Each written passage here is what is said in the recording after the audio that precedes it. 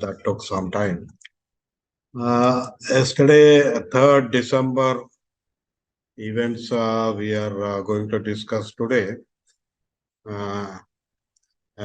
So, as you might know, of our new arrivals in this daily review, COP28 is happening in Dubai for the past 4 days. This is the 4th day. But I'm reviewing December 3rd events. And yesterday, again, a lot of side events have happened. But at least there was a relief, by this was mentioned by several participants that the world leaders, because the heads of state, prime ministers, presidents were there. So a lot of security was there, and many people, in fact, could not enter the venue to participate in their regular discussions. So apart from that, yesterday it was a health day. That's the first time COP, the COP 27 COPs. Even though health is one of the discussion points, but there was never a health day declared. So COP28 president, he is, he's saying this is the first time we have given such importance to health in the COP negotiations. Now, this is the entrance to this Expo City. I found it very, not so attractive. It looks artificial, completely artificial. So the building looks artificial. The frontage looks artificial, and even the intent seems to be artificial in the negotiation. So you're already aware. COP28 president, who is also the CEO of a oil company, there is criticism on him. And many people were circumspect about this COP28 seriously working on fossil fuels, because the COP28 president himself is from an oil company. So this conflict of interest issue is one, and then the intent has always been questioned. In fact, just 4 or 5 days back, BBC has brought out an expose saying that this Abu Dhabi National Oil Company, they intended to use these COP meetings to push for business deals. So that was denied, of course, by the COP28 president, Sultan Al Jaber. But it looks credible. And yesterday, in one of the meetings, what COP28 president said, I think it has revealed what kind of thinking he has now. Anyway, just to go to the World Climate Action Summit, there was this summit on December 1st and 2nd. And I'm just reporting, it was a late reporting. So France president Macron, he announced a lot of policies of French government. And I thought they are very significant because even though several, almost 100 plus heads of state have spoken in this World Climate Action Summit, I thought these policies very, very specific, and I think they are very ambitious as well, which is what COP28 has been expecting. So the France, they have announced that they will phase out coal by 2027. So by in the next 4 years, France is going to phase out coal. And he has announced that other G7 countries, France is part of G7 countries, group of 7 countries. So they also agreed to phase out coal by 2030. So this looks very positive announcement. And secondly, France has announced that they will double their energy efficiency target and triple its renewable energy capacity by 2030. So of course, I know there was this group of countries who announced that they will also, there was a declaration that they will triple their renewable energy capacity. But interestingly, France also said it will triple its nuclear energy capacity by 2050. So next 30 years, they are going to triple their nuclear energy capacity. In fact, France has been a major dependent on nuclear energy, but they scaled down in the last 20, 30 years. But now this announcement shows that they are going to again go back to nuclear energy, which, as you know, yesterday we discussed, 20 countries have announced that nuclear energy is a clean form of energy. And if you want carbon emissions to decrease and, we need a clean energy source, they thought the nuclear energy is the best source for that. So this is again a alarming concern and also indicative of how governments, especially the developed countries, are looking at the transformation which they keep talking about. The energy transition, which has always been a word used for the past several COPs.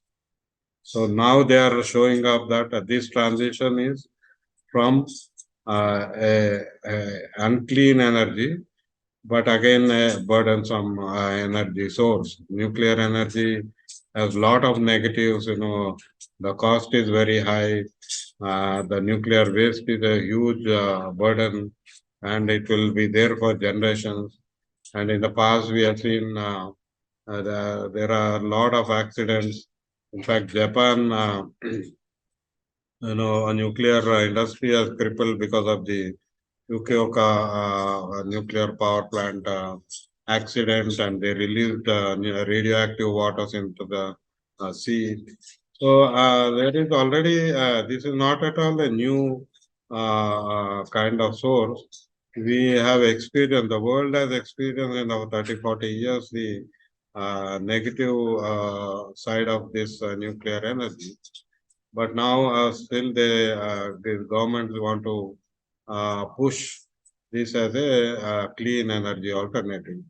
So that I think we need to engage with this, policy option, which is being pushed by the major developed countries. Now, on loss and damage, of course, France has announced $109 million to the L&D fund. And in addition, France announced 1.2 billion euros to Bangladesh, which has been facing sea level rise and climate disasters. So I think this is going to help them as part of the loss and damage fund. So that means that France has somewhere taken responsibility and is directly bilaterally helping Bangladesh. So people are hoping that developed countries will also give this bilateral finance to small island nations and developing countries which are facing new weather disasters arising out of climate change. Then the other significant announcement is France is calling for a complete reform of Bretton Woods system of international finance. So you might know Bretton Woods institutions include International Monetary Fund and World Bank and International Financial Corporation. So these were established long back, and now France is calling for a reform because World Bank is known to be a more capitalistic and liberal institution, but essentially working only to promote developed country interests. So, and of course, now a lot of developing countries are under debt arising out of climate change disasters, COVID, and various other problems. So now the discussion on finance includes this debt recycling or debt related management of Sri Lanka, Pakistan, and many other countries. In fact, now China is also going into a debt spiral. So anyway, the basic point is World Bank has always been looked at as a development bank. But now Macron says we need to reform this and in tune with the expectations of finance in COP28 and all the COPs where climate finance is being discussed. Now there is another announcement made by France. They are working on new mechanisms of international taxation. That is basically this. I think many people feel, including some governments, that we need to have some taxation which can bring funds for climate finance. So France is working with Brazil to create that pathway. That's what he has announced. And there are a lot of inherent challenges when we are talking of international taxation, which helps climate finance. Then he has announced that they will organize a water and ocean summit in France in 2025. So 2 years down the line, along with Kazakhstan, they are going to organize a summit, which is again very significant because water is again water and oceans are a major carbon sink mechanisms, but they are not yet got the prominence it should be given. In fact, G20 has brought out some declaration. I can't remember. They said something about Blue Oceans initiative, something like that. Now, yesterday again, another, as I mentioned, it was a health day, but there was a declaration. It's called 28 UN Climate Change Conference Declaration on Climate Health, and it was signed by 123 countries, including US, UK, Germany, Australia, and European Union. So all the major developed countries have signed this declaration. Now, this declaration basically it was instigated by World Health Organization and UAE COP presidency, and India has not yet signed it. India was nowhere in the summit or even the discussions. In fact, yesterday, health ministers from different countries met, and this declaration was made in their presence. So, Indian health minister was not there, nor any Indian delegation was there. So, this declaration is again very significant from my point of view, is because the declaration encourages investment, sharing best practices, and assessing greenhouse gas emissions of health systems. So, health systems are also generators of greenhouse gas emissions, is being acknowledged here, and they want to reduce that by encouraging this investment. This is fine. I think all of us will encourage. Well, the second part and third part is very, very important. The declaration says that countries should implement a One Health approach that integrates people, animals, and the environment. Now, this One Health approach has been promoted by World Health Organization. In fact, in the past 2 years post-COVID, WHO has been talking about this One Health Basically, it is saying health is impacted by food, and food sector is contaminated by the way production is happening, the way it is transported. So the entire food and agriculture needs to be linked with the health outcomes. So that means the people, animals, and environment. Now, on the face of it, it looks very benign and a welcome kind of approach.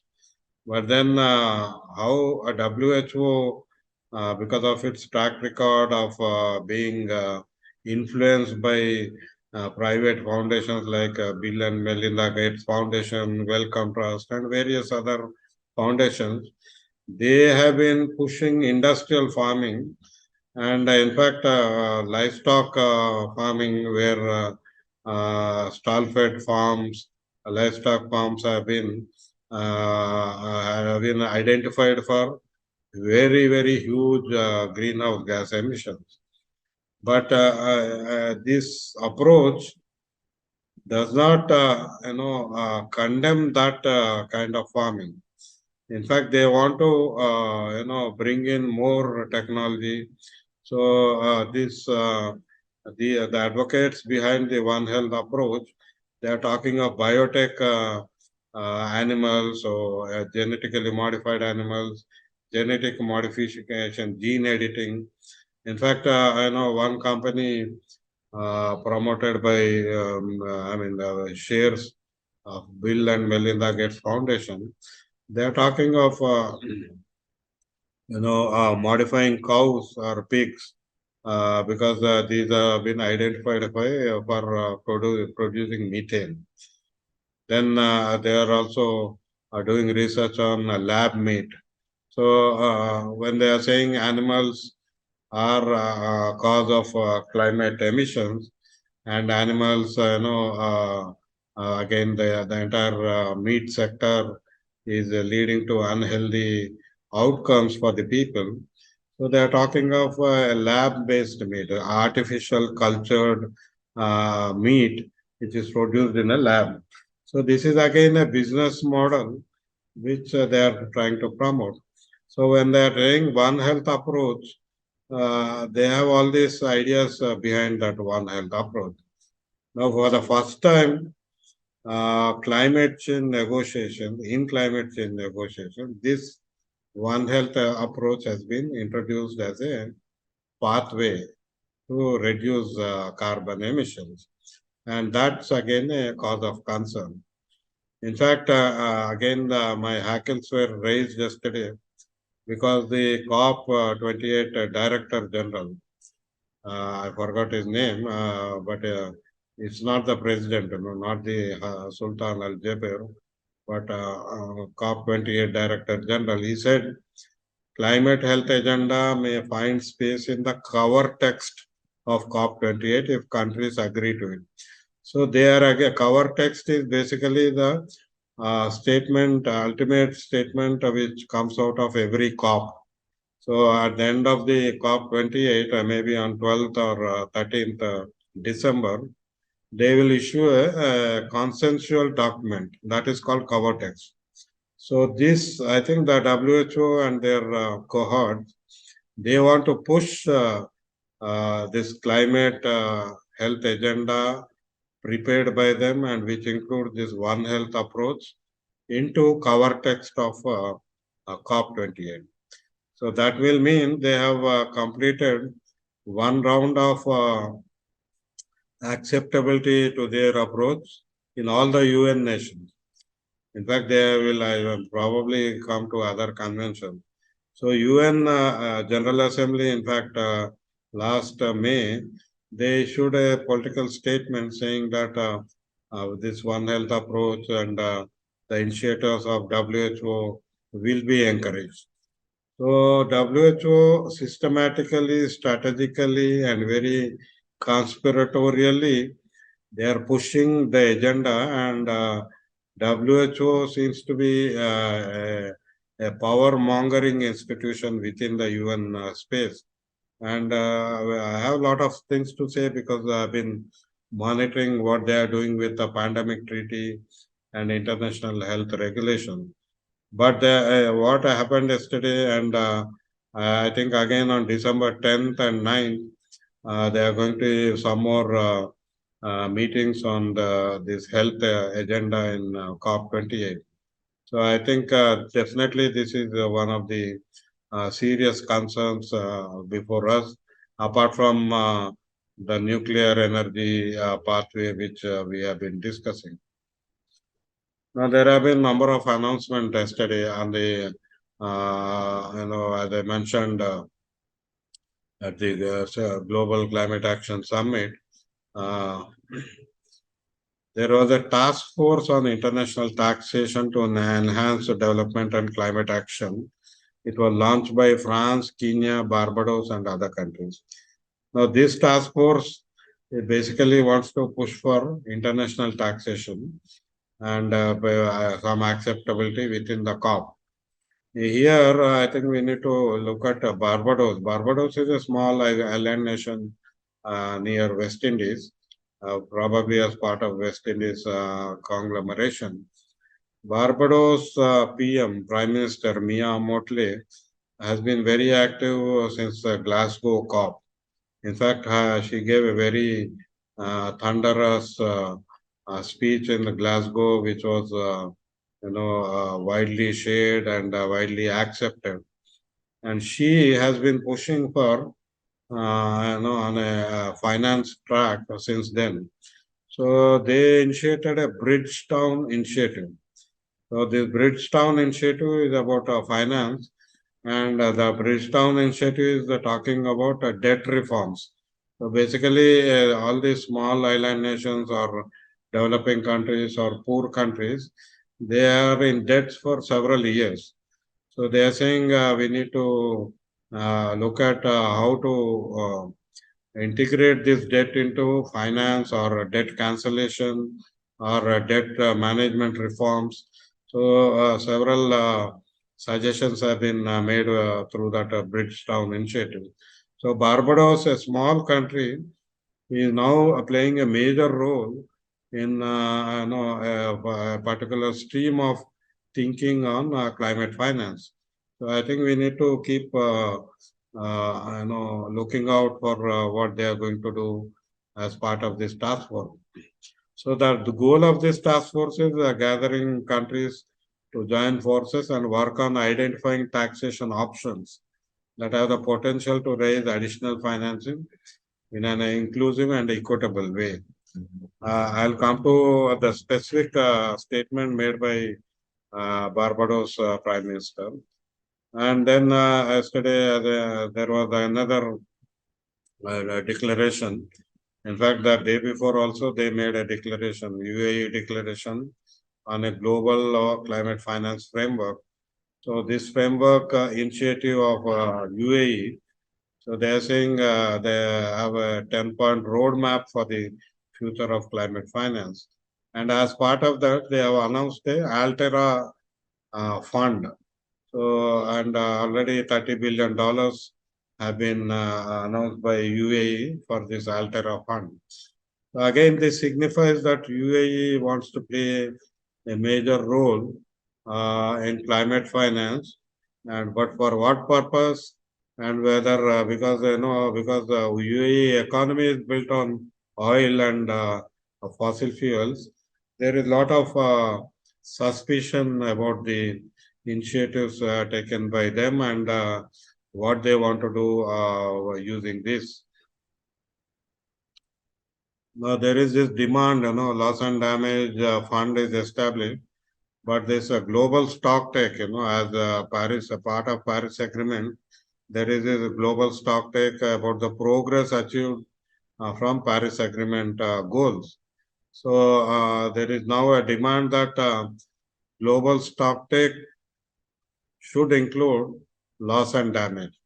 So basically linking the progress monitoring with the loss and damage, simply because, ultimately in the progress we are going to see who is taking responsibility, how much, and how far they are progressing in achieving their ambitious goals to keep the global heating limit to 1.5 degrees. So I think this is again a very good demand, and probably this is going to be discussed as part of the negotiations. Now, yesterday, again, there was a faith pavilion where all faiths, different faiths have met. In fact, this is a culmination. They had 2, 3 summits before, and Pope was there. In fact, earlier Pope should have come, but he was not healthy. But ultimately, Pope Francis was there. So this faith, pavilion, the summit, they are saying loss and damage finance now.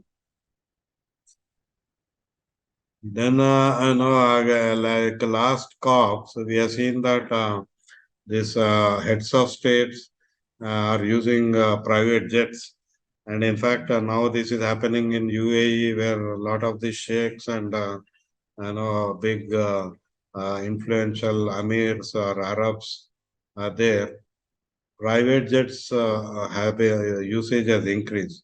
So there was this study where they said when you want to reach the COP, which is the most carbon intensity modes of transport. And here you can see that it says private jet is the most, followed by commercial flight, petrol car. Petrol car, of course, is more than the commercial flight. Diesel car is a little less, but more than commercial flight. Then train, electric car, and a coach. So the public transport, has a very less carbon intensity, and private individualized mode of transport is very expensive. There was this cartoon which was it's like an animal farm, COP28. So you have wolves and sheep, and probably wolves under the garb of sheep, or sheep under the garb of wolves. So this sums up what is happening. Basically, it's trying to say that a lot of the delegates are sheep, and there are wolves who are trying to manage the debate. Then I thought this is interesting because Ambumani Ramdas, he was an environment minister, union environment minister long back, in NDA. And he has been running a NGO. It's called Pasumai Tayagam in Tamil Nadu. So the Tamil diaspora in Abu Dhabi, they organized a meeting for climate action in Dubai. So they invited him, and I think he was there to discuss climate action. So the diaspora of the Tamil diaspora have taken a step in this direction. This was again a statement made which looked very interesting for me. Once you understand that the solutions are not created to solve the problems. Now, this is what corporates, WHO, all these people are doing. They are, creating solutions to solve the problems, or the problems are being created to implement their solution. I think this is going on, and the debate continues. So when we are discussing nature-based solutions, One Health approach, or nuclear energy, or fossil fuel phase down, so we need to clearly see what this statement is telling us. So the evil people, they are,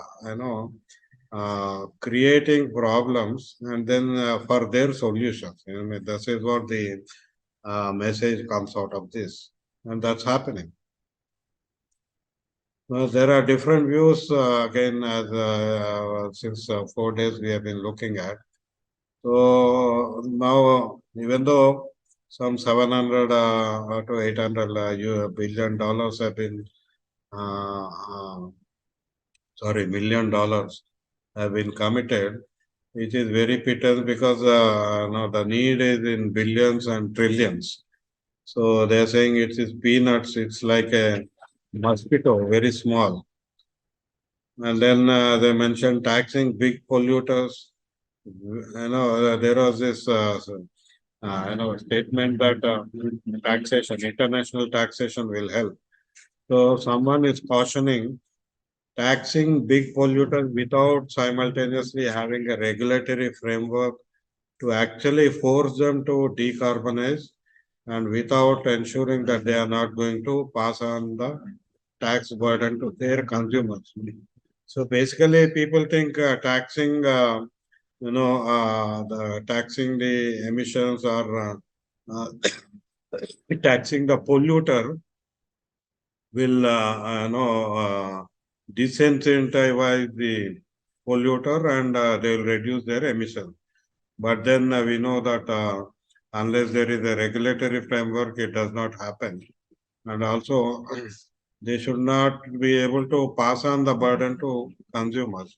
If they pass it on, it's not a burden for them. And then, someone, this is a very, a very serious comment. It says, now COP, we know COP means Conference of Parties. But this guy says it is he's not he's a climate scientist. He says it's a cabal of oil producers. So that means a group of oil producers, kind of mafia. That's what this Kevin Anderson, climate scientist, is saying. Now, Mia Motley, Barbados PM, when she was talking about international taxation, she says we need to raise the $200 billion from oil and gas sector, $70 billion from international shipping, 40 to $50 billion from international air travelers, and a financial transaction cost. So if we do all this, so we might have enough finance to build resilience. So that's what she is expecting. Now we have a comment from Rishika Pardikar. In fact, she was last year, she was part of one of our webinars. She has traveled to last COP and also she has been doing a lot of international reporting. So she says on COP, we are going in so many questionable directions at COP28. So she has written a lot about it. I'm just picking up her comment.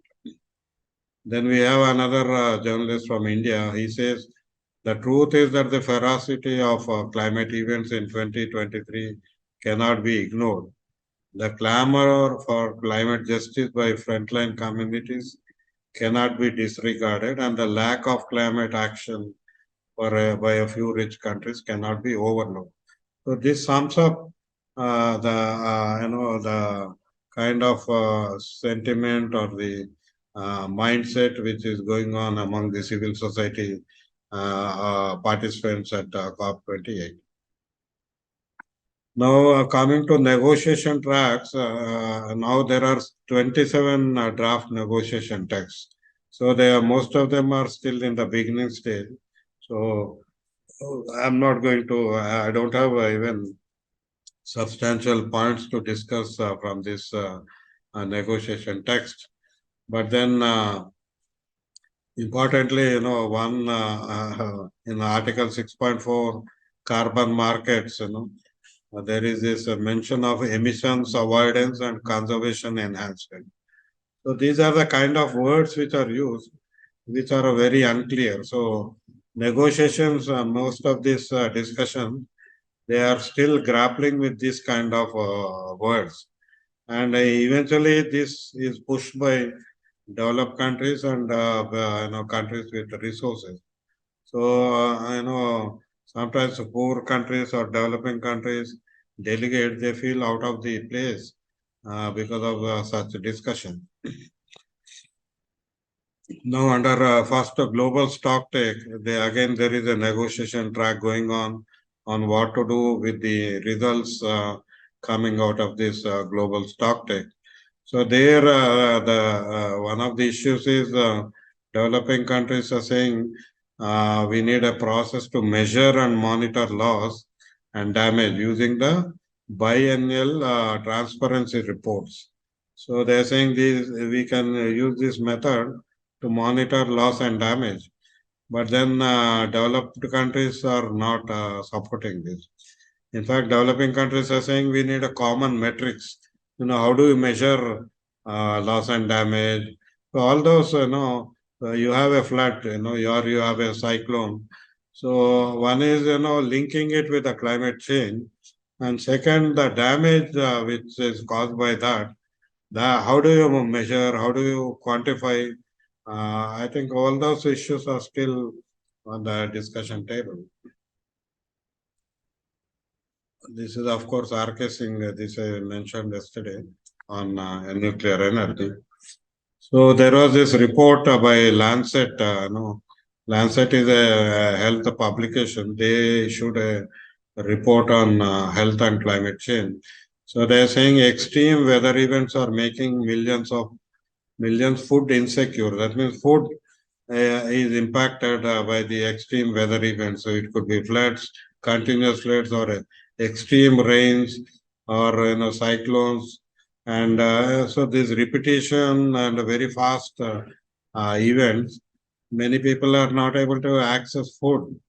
So that's what this report is saying. And global climate is increasingly becoming suitable for transmission of life-threatening infectious diseases, making control effort more and more challenging. Again, we are seeing this, even in India, in all around us. Post-COVID, we are seeing a lot of infections growing. Every home, every person is now frequently infected with this life-threatening diseases. And heat-related deaths have also increased between 1990 and 2000 and later part as well. So the health impacts due to climate change and due to the extreme weather events are increasing is this report is telling us. Now tidbits, this is a major issue. Yesterday, COP28 president, he was participating in an online webinar called by a British Organization on Gender and Climate Change. And as part of this interaction, when the anchor, moderator mentioned that about taking responsibility for COP outcome, because she referred to the president being head of oil company. So then she said, you need to phase out fossil fuels. So he responded saying, there is no science behind phase out of fossil fuels. And he said a lot more. Now this has become raised a lot of furor because the International Energy Agency has itself has said we need to phase out fossil fuels. In fact, COP28 president and International Energy Agency and a few agencies yesterday, they talked about this. So the fossil fuels have been identified as the core main cause of climate change, the carbon emissions. But then COP28 president says there is no science. So this again is seen as this person promoting or trying to protect oil industry from being pushed for phase out of oil.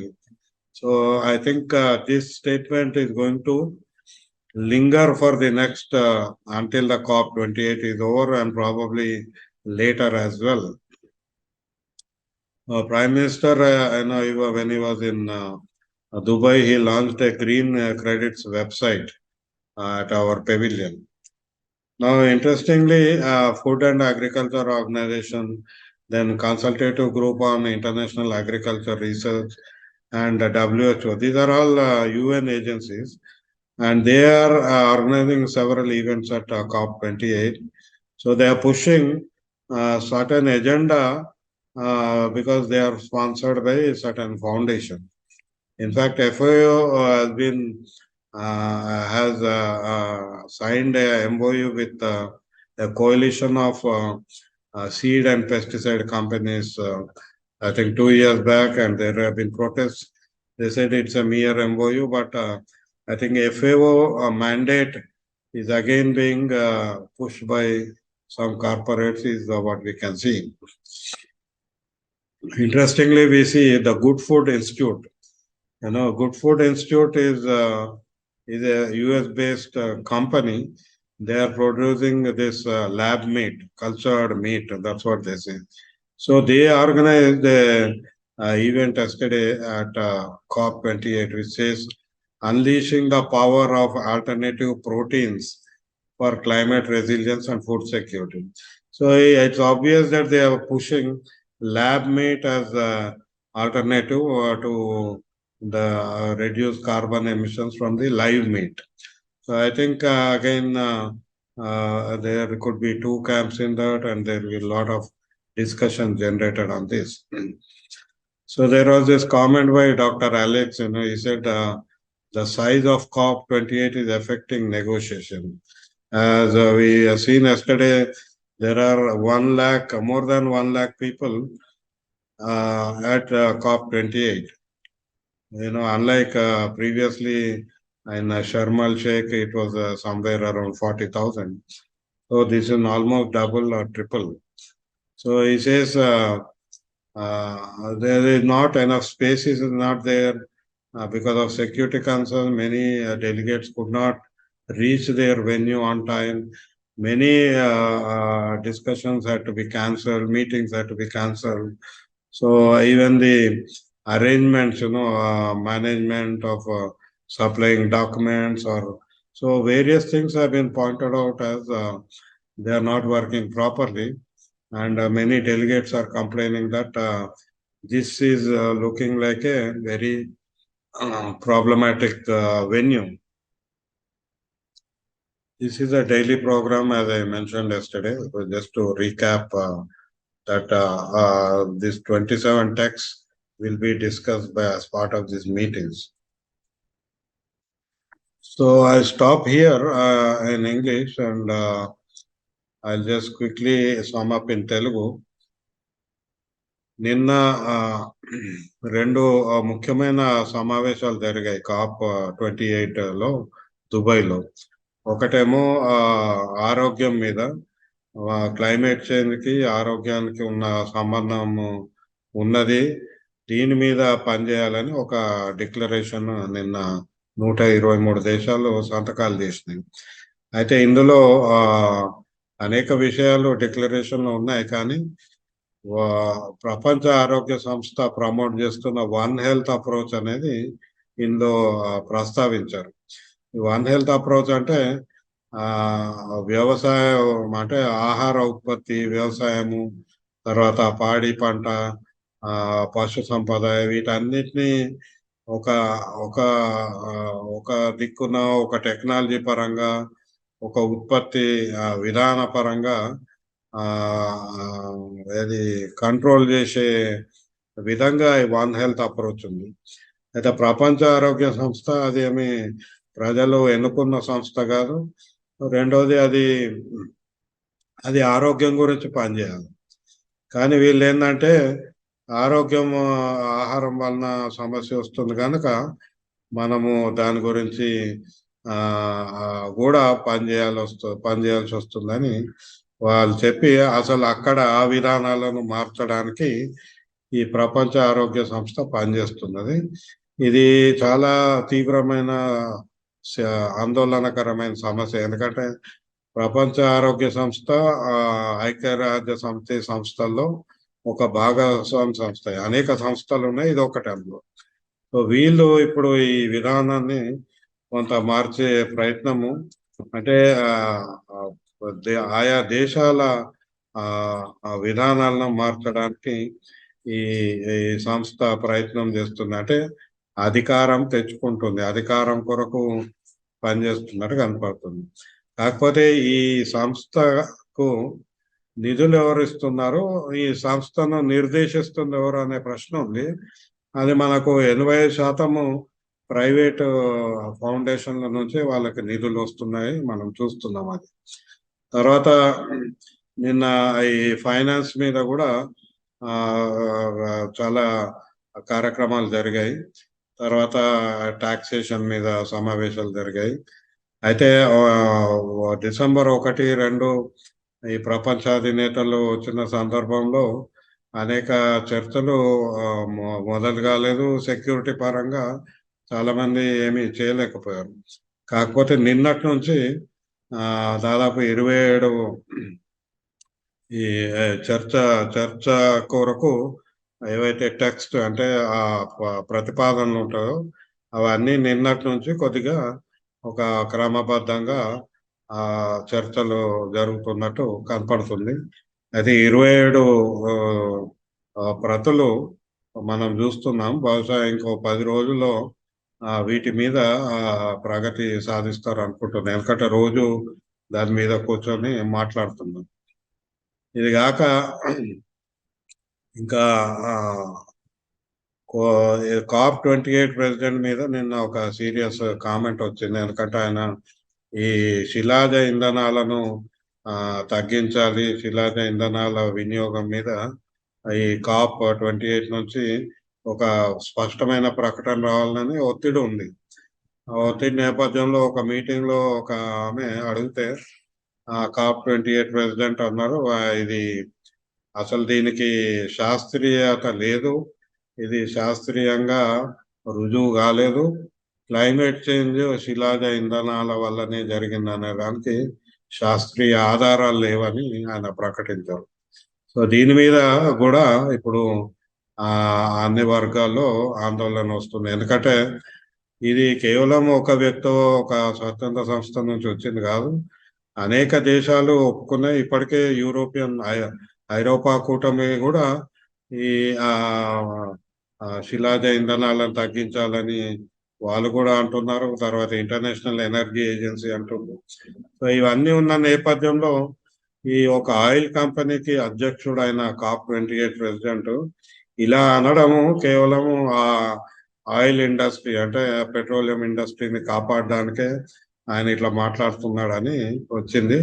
దాంతో అసలు COP28 లో ఏమన్నా ప్రగతి వస్తుందా లేదా అనే అనుమానాలు కూడా ఇప్పుడు పెరుగుతున్నాయి. నిన్నటి స్టేట్మెంట్ వలన ఆయన ఆయన న్యూట్రల్ గా ఈ చర్చలు కొనసాగించే అవకాశం ఇస్తాడా లేదా అని కూడా అనుమానాలు వస్తున్నాయి.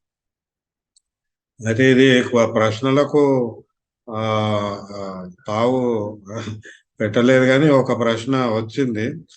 ఈ కార్బన్ రిడక్షన్ ఇంప్లిమెంటేషన్ స్ట్రాటజీస్ ఇప్పుడు అదే అసలు మొత్తము కార్బన్ ఎమిషన్స్ అంటే మనము కార్బన్ ఎమిషన్స్ ఎట్లా తగ్గించాలి అనడానికి 3 దారులు ఎప్పటి నుంచో ఉంటుంది. ఒకటేమో మనము ఈ శిలాజ ఇంధనాల ఉపయోగం తగ్గించాలి. అంటే ఇప్పుడు ఏదైతే కొనసాగుతున్న శక్తి ఉత్పత్తి ఉందో అది బొగ్గు కానీ పెట్రోల్ డీజిల్ వాడకం కానీ ఇవన్నీ తగ్గించాలి. తగ్గిస్తేనే మన కార్బన్ ఎమిషన్ తగ్గుతుంది అనేది ఒకటి ఉంది. దాని మీద ఎప్పటి నుంచో ఒత్తిడి కూడా ఉంది. రెండోది ఏంటంటే కార్బన్ ఏదైతే గాలిలో ఉందో దీన్ని పట్టుకొని అంటే ఆర్టిఫిషియల్ గా టెక్నాలజీ పరంగా కార్బన్ క్యాప్చర్ టెక్నాలజీస్ అని ఇది సైన్స్ ఈ టెక్నాలజీ ఉందని దాన్ని ప్రమోట్ చేసే కంపెనీలు కూడా ఉన్నాయి. ఇక మూడోది మనకు ఇది ఎట్లా తగ్గిస్తామంటే మీరు మనం ఏదైతే ఎనర్జీ శక్తి తీసుకుంటామో లేదా వస్తువులు తీసుకుంటామో వీటిని ఈ శిలాజ ఇంధనాలు కాకుండా మనం ప్రత్యామ్నాయ ఇంధనం వాడడం ద్వారా మనం ఇట్లా తగ్గించుకోవచ్చు అని ఇట్లా 4-5 ఆప్షన్స్ ఉన్నాయి.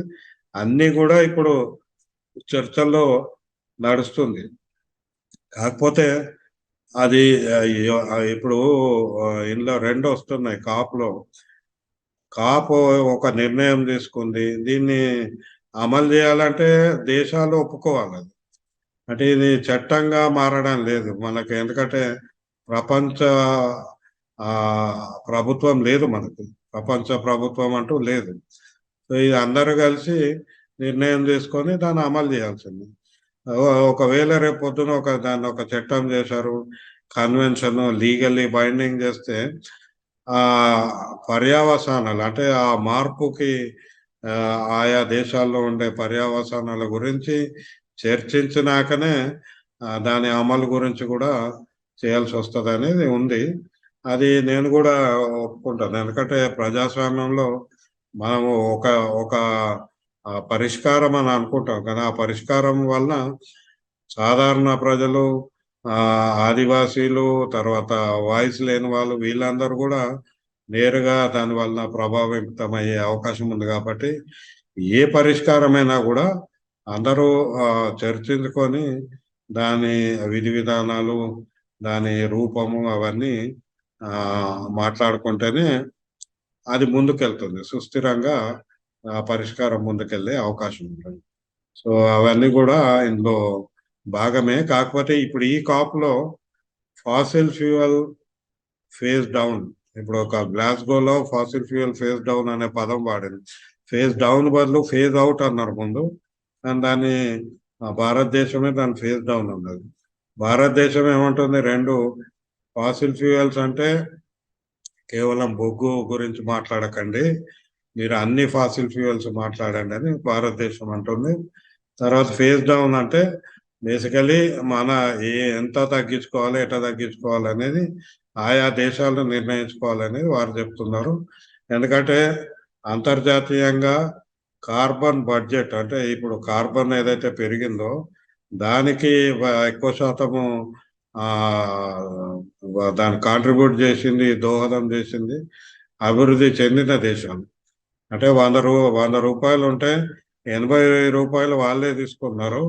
ఇప్పుడు మనని మీరు ఏం చేయొద్దు, మీరు అభివృద్ధి చెందొద్దు అంటున్నారు. కాబట్టి కార్బన్ బడ్జెట్లో మాకు కూడా భాగం ఉంది, మీరు తగ్గించుకోండి, కానీ మమ్మల్ని కూడా అదే స్థాయిలో తగ్గించుకోండి అంటే కరెక్ట్ కాదనే వాదన అభివృద్ధి చెందిన దేశాల నుంచి వస్తుంది.